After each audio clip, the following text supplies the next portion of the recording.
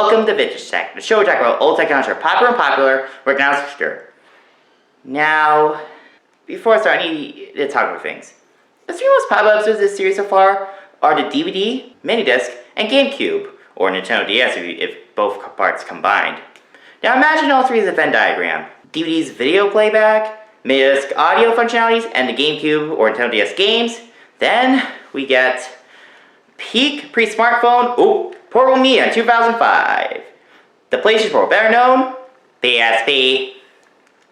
Now this was Sony's first major foray in handheld gaming market. The console is most well known for its multimedia capabilities. It has console quality graphics, well in 2005 to be precise, and that's because it uses optical discs. Now, let's start with the system itself. It was announced at E3 of 2003 and released in Japan in the following year, and in America in 2005.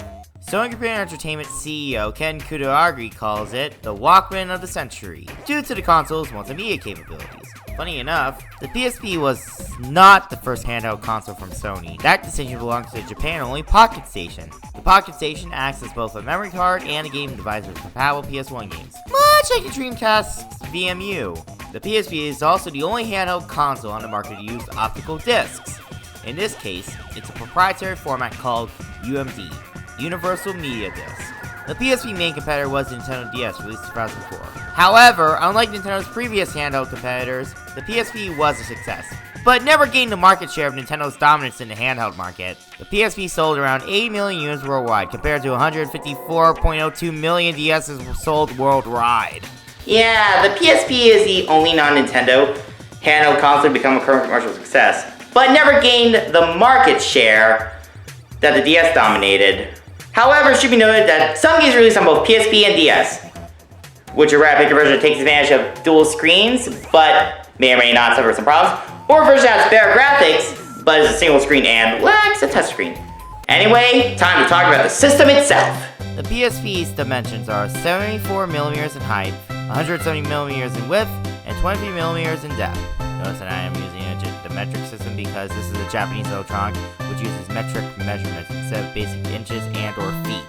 The PSP weighs around 280 grams. The PSP is powered by a MIPS R4000 running at up to 333 MHz and the Media Engine GPU around 166 MHz. The PSP has 32 megabytes of both RAM and storage for the system software. Now let's talk about the things it has. On the front, we have a D-pad, which used the weird design that PlayStation is known for until the Vita. An analog thumbstick for 360 degrees of movement in games and only games. Then we have the iconic PlayStation shape buttons, only lacking their color. Then we have the home button for return to the PSP menu when playing a game. Volume controls indicated by the plus and minus buttons. Brightness controls indicated by that squircle.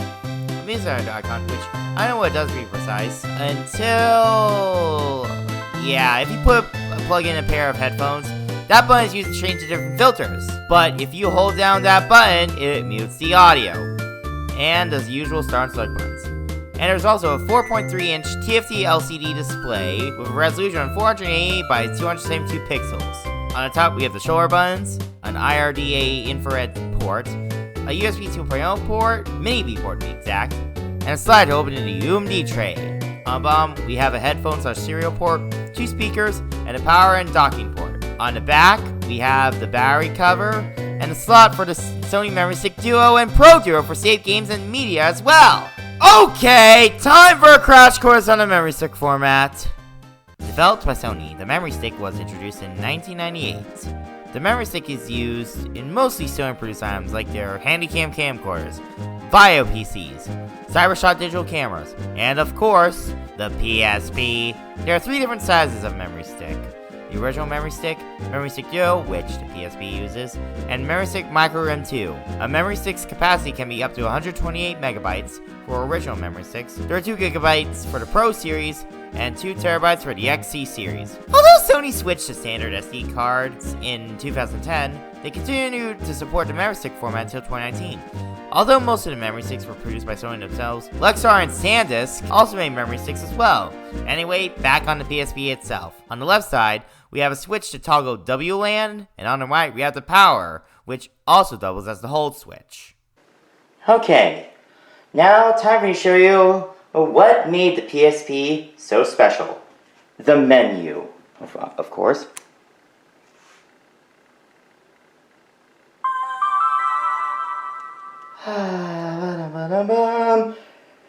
Look at the menu.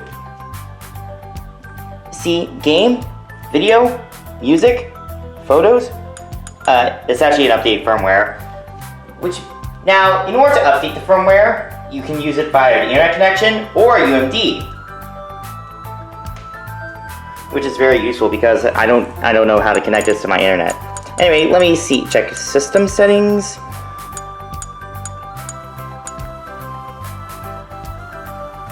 That's UMD on start. I might want to turn it off something. Let's see. System information. Yes, update to version 6.20. That's not the latest firmware update, by the way. In fact, if you're getting used to PSP, I recommend you get the newest game just to update the firmware. Now, let me tell you about the menu.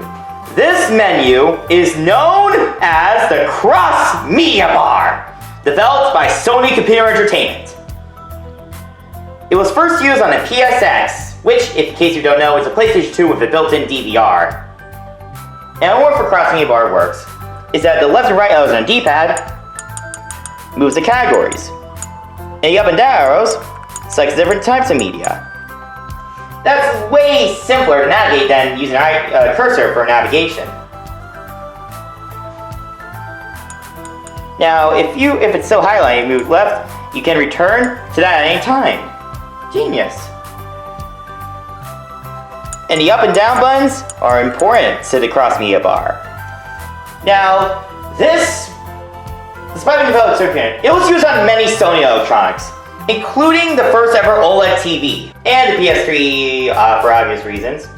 And it even included some Blu-ray players at the time. Hell, even a Blu-ray player seen in my two most popular videos on our channel also had this XrossMediaBar. Anyway, we have an internet browser, which I don't think I want to demonstrate because I don't have internet. That's PlayStation Network.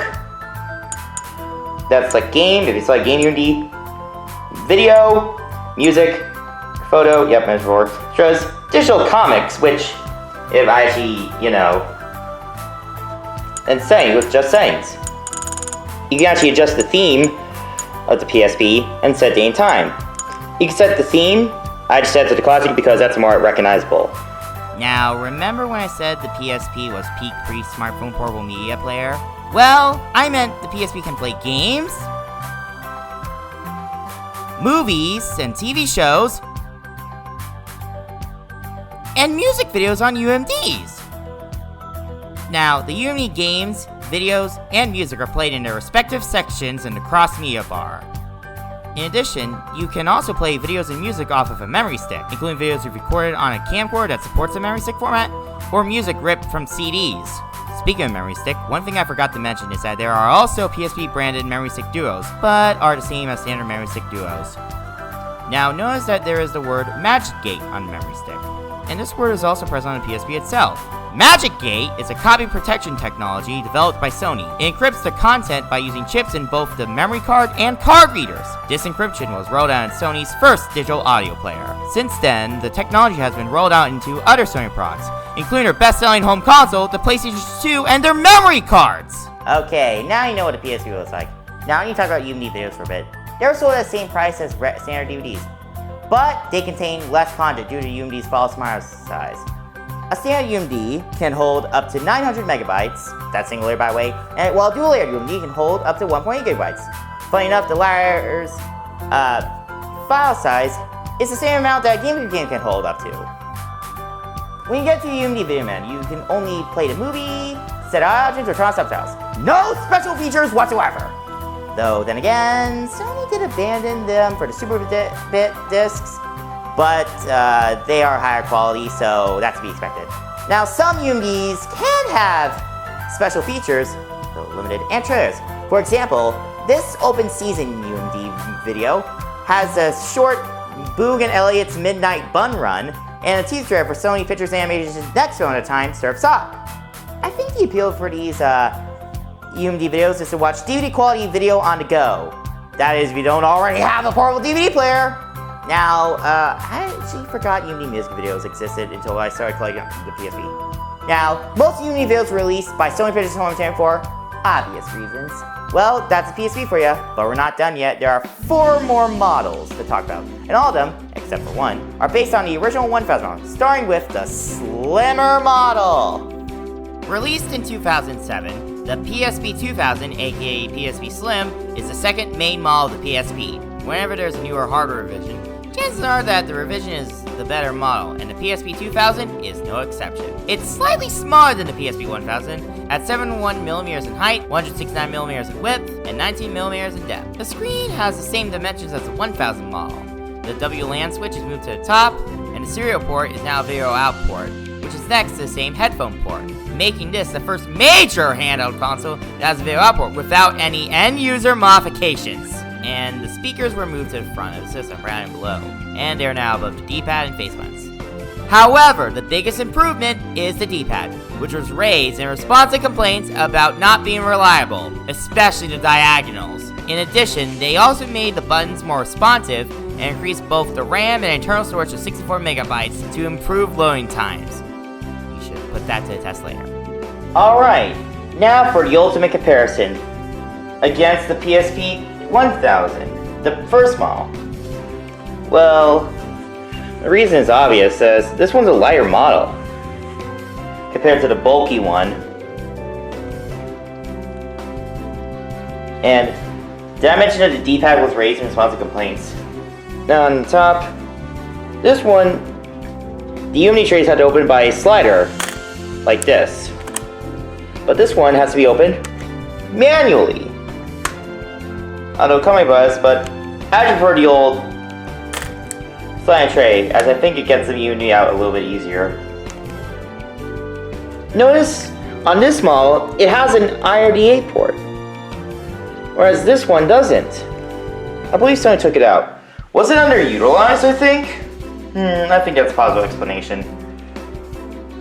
Now on the side, this is where the memory stick duo goes. It's now the logo now facing on the front rather than behind. In comparison to the PSP 1000.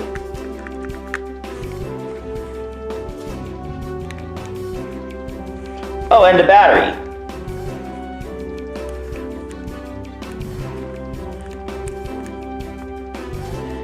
The PSP 2000 uses a slightly slimmer battery, which may seem like a disadvantage. It has a lower milliamp hours, but given the power efficiency of these models, it actually run the same battery life. Although you can use the PSP 1000's battery in the 2000 and you can get long battery. Go trying to play it without falling out. In addition, there's also third-party batteries you can buy, replacement batteries you can buy online, which is a good thing because these batteries might swell up over time. And notice this has the docking station port, whereas 2000 doesn't, and that's because this one has a video out port. But another favorite 1000 is a more grippy edge to it, whereas the little ridges on the 1000 also has the grips. This one, well, you see what I mean. Now, time for the ultimate test, the loading times. And let's try out Daxter, one of the more iconic PSP games. Let's turn on the PSP 1000.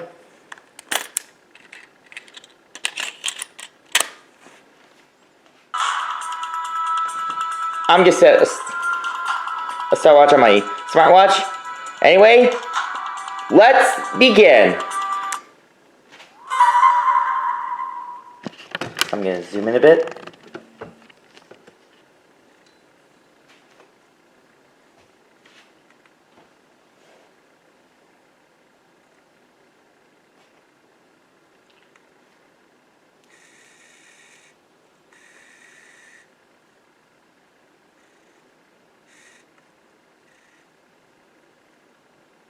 Is that the Sony Computer Entertainment America presents? Don't Sony has fancy logos compared to, like, Microsoft and Nintendo? Oh wait, it's at the Ready at Dawn logo.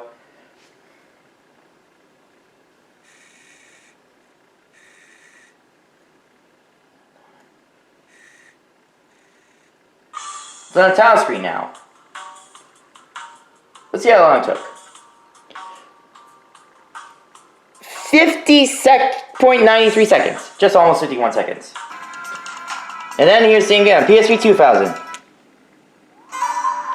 Now this time I actually hit both the X button and the stopwatch at the same time. Well, sorry.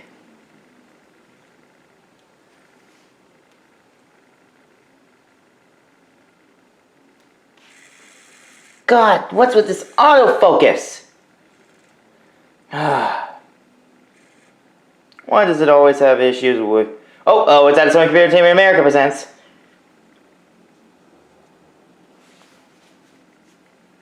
Ready at dawn?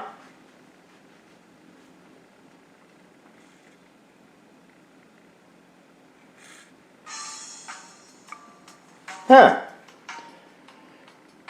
44.5 seconds.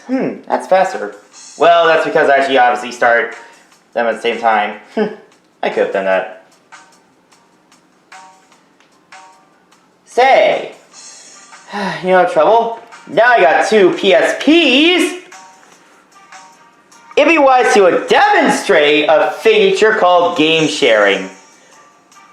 Which, let's try out both.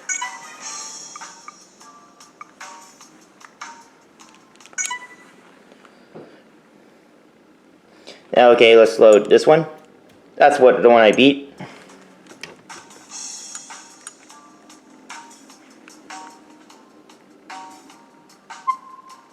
Oh, well, Dax does not support the game share, so I need to find another game to demonstrate. And let's try out with my favorite PSP game, Hot Shots Tennis Get a Grip.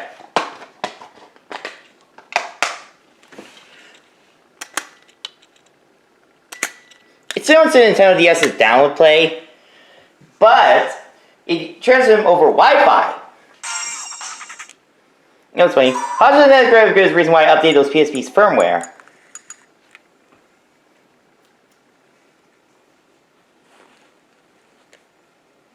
Now, someone needs to start such game search section. Then this... Oh yes, the PSP will support multiplayer for multi-disc multiplayer. Oh, notice, this game says Reaver over Miles Just Themes. I guess it has to do with the bikinis. And you can see there, peaches. Oh, and one more question. Tatsu gives the example of how to install data onto a memory stick for additional reloading times. Oh wow, yeah. I actually beamed this game, by the way. Good afternoon.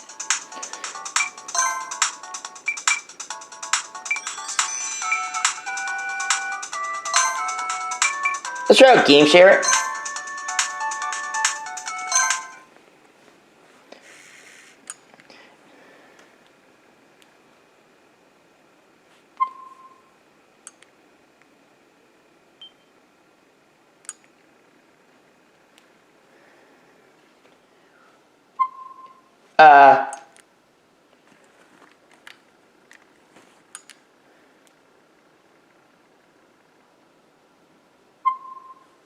Well, that's not gonna work. Oh well, at least I tried. Well, this one's out of date anyway. So, that's what I'd expect. Now, you know, there's one more model of the PSP that is based on this design, but with some cosmetic upgrades. That model is the PSP 3000, released a year later in 2008. Now, the internals are the same as the PSP 2000, so I think I'll talk about the difference in the externals. The home button, which has the PlayStation logo, start and select buttons are more oval shaped. So that is easy to tell the used PSP model is 3000. The PSP 3000 is also called the PSP Bright, and that's because of its improved screen and increased color range and aspect ratio. In addition, a microphone was added. However, upon release, there were reports of the screen showing some interlacing problems. particularly when things are in motion. However, you use the video out on an external TV, then that's less of an issue. Now, because the PSP 3000 is literally just an updated cosmetic 2000 model, I didn't really bother getting that model for this video. But I did get all 4 models of the DS family, so I am not going to rule out getting that in the future. Also worth mentioning are the last 2 models in the PSP family. The PSP Go, released in 2009, is a compact version of the PSP. This has a sign screen, akin to certain cell phones of that era. However, it lacks a UMD drive, meaning that you can only download software users from the PSP store. And with that store closed in 2016, this device is pretty much useless. Well, outside of Homebrew, that is. Most of the games that you can download on PSP Go are already available as a standard UMD release, like Hot Shot Tennis Get a Grip here. Then finally in 2011, we have the PSP Street, released only in PAL territories. This one is the opposite of the PSP Go. It has a UMD drive, but no internet capabilities. Of course, the Street is cheaper to compensate. A fitting last hurrah for the PSP itself, as this model was released just a couple of months before the PlayStation Vita was released in Japan. I should mention that both models have a non-removable battery, which means that if it stops while in charge, then the whole unit needs to be replaced. And the PSP Go does not use the Memory Stick Duo. Instead, it uses a Memory Stick M2. When you think about it, Sony should have used the already existing Memory Stick M2 in the PlayStation Vita instead of those proprietary memory cards. Oh, and there's one PSP revision which isn't really a PSP per se. It's a phone that with PlayStation controls. It's known as the Sony Xperia Play, an Android phone that slides with real PlayStation controls. And it allows you to play PS1 games. And the app that can let you do that is known as PlayStation Pocket, not to be confused with the Pocket Station. Since it isn't really a PSP, I did not even collect it. But my Vintage Gamer did a good video about it 3 years ago, so I recommend you check that out. Anyway, time for the accessories. There are some PSP accessories, including carry cases made by RDS Industries, Logitech, the same company behind the iToy camera for the PS2, and even Sony themselves. UMD cases to protect UMDs. Sometimes they can be based on licensed properties such as Monster Hunter. There are even hard shells to protect the PSP from fall damage. Now, the PSP never really have any notable accessories, so I only showed a carrying case. But there's only one notable accessory, and there's one I'm actually after. The camera. It plugs in on the top of the PSP. You know, with this little mini USB port, it can make your PSP a camera. Now, before the PSP has a specific update, that PAL camera, you have to use a UMD in the PSP that allows you to take photos. But thankfully, that's not a hassle nowadays if you update the firmware. A decently good firmware. Now, I am definitely after that, so I'll show that in a future video. Anyway, time for the gameplay captures. Now, normally I would show a handful of games that have a cover handheld game system, but if it wasn't for the PSP 2000, 3000 having video output, that would never happen, and this would have become a 2-part episode. Now, I actually had the capture that I used to capture gameplay footage. I actually set the software encoding rather than hardware encoding, so if you're noticing any choppy gameplay, you'll know why. Anyway, here are the gameplay captures.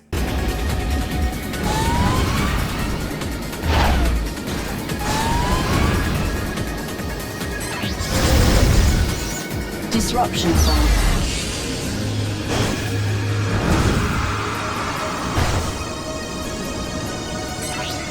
Autopilot engaged. Disengage shield active.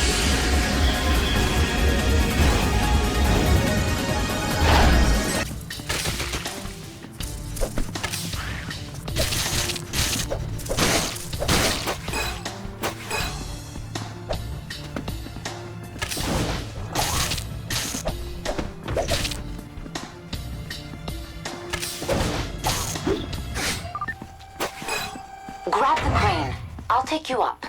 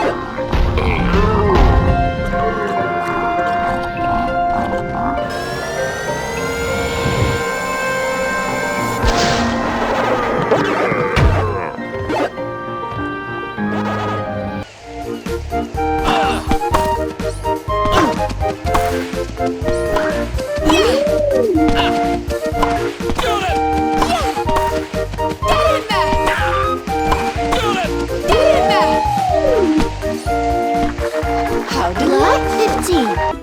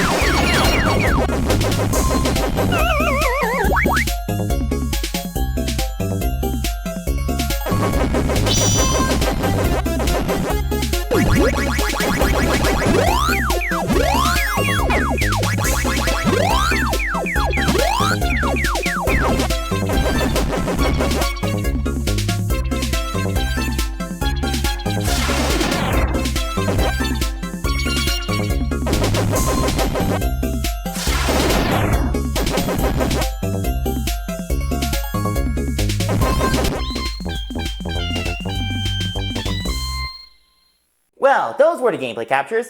If it wasn't for the PSP 2000 video outport, this would have become a two-part episode, or I would have picked a handful of games. Now, I have to say something. If you're wondering why that Pac-Man arrangement gameplay in Namco's Battle Collision looks familiar, it was later included in Namco Museum Virtual Arcade for the Xbox 360, Pac-Man Museum, and its 2022 Plus edition. That was released back in May of this year. Now, when was the PSP's discontinuation date, you may ask? The PSP was discontinued in 2014 for the 1000, 2000, and Street. The PSP Go was discontinued in 2011, which I think it deserved it because, well, obvious reasons. And the 3000 was discontinued in 2012. The last game released on the PSP was Retro City Rampage DX, released in 2016. However, the last UMD game released in North America was Summon Night 5, which was localized by Gaijin Works, under license from Bandai Namco. One thing I should point out about North America's last PSP games is that they were all released first, usually in Japan or Europe. Even the ones that were released early in the system's lifespan! However, UMD videos were discontinued in 2011. In 2016, UMD production finally stopped. However, there is still an active homebrew community pumping out unique experiences and custom firmware to this day, though the homebrew scenes started way earlier than what you might expect. Shortly after the PSP launched, hackers discovered exploits in the system that could be used to run assigned code to the system. Sony, in an attempt to stop the hackers, convinced people to update their PSPs to get new features such as a web browser and digital comics. If you want to learn more about the PSP security, you can watch this video by Modern Vintage Gamer. Now, because of the PSP's homebrew community, this could make this system an interesting emulation device from Atari 2600 to Nintendo 64, though the lunar out buttons on the PSP hinders the latter. But we're not done yet. I need to talk about a few things. First things first, the PSP UMD cases got two different designs throughout the years. The early ones where the games have the top section for on the front, all black with the red, blue, green, yellow PlayStation logo. PSP logo, which, by the way, the PSP is the first PlayStation to use the official abbreviation on not just the system, but also on the game box and the game controller. The games released from 2009 up to the system's discontinuation use a more gradient logo for the top, taller to compensate, and an all-white PlayStation logo. The early UMD videos have a silver aesthetic, whereas the final ones have a golden aesthetic. In addition, any UMDs that came packed with the PSP used a cardboard sleeve. One of the first PSP 2000 models came with Daxter and a Family Guy sweet collection UMD. Call me biased, but I prefer the older, funnier scenes over the time period as of the Lois' mother in a recent episode. One cool little detail in this case is that they are transparent. Sure, me and transparent cases are nothing new. I mean, the compact cassette cases can also be transparent.